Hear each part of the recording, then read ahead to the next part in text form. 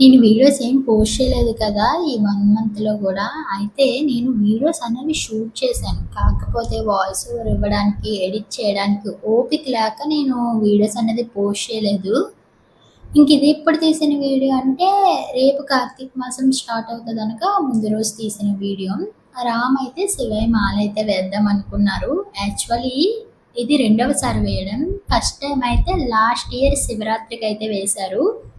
ఈ ఇయర్ అయితే కార్తీక మాసంలో వేద్దామని అనుకున్నారు. సో, శివయ్య మాలకు సంబంధించినవి తీసుకోవడానికి షాప్‌కైతే వెళ్ళాం. ఇంక అన్నీ ఒకే దగ్గర దొరకలేదు. ఒక్కోటి ఒక్కో దగ్గర అయితే దొరికినియి. అన్నీ అయితే తీసేసుకున్నాం.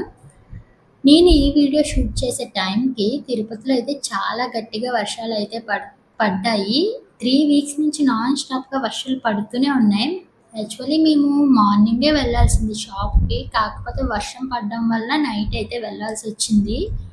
ఆ రోజు శివయ్య దయ వల్ల మేము సేఫ్‌గా ఇంటికైతే వస్తాం. మేము ఇంటికి వచ్చాక చాలా గట్టిగా వర్షం అయితే పడింది. మెరుపులు, ఉరుములతో కూడిన వర్షం అయితే పడింది. ఇంకా శివయ్య మాలకు సంబంధించినవన్నీ తీసేసుకున్నాక చిట్టమ్మ అయితే పిజ్జా కావాలన్నది. సో, పిజ్జా బేక్ చేయడానికి కావాల్సిన ఇంగ్రీడియెంట్స్ తీసుకోవడానికి మార్ట్‌కైతే వెళ్ళాం. అక్కడ తీసేసుకొని ఇంటికి రిటర్న్ అయితే అయిపోయాం. చూడండి మంచన్నది ఎంత పడుతుందో.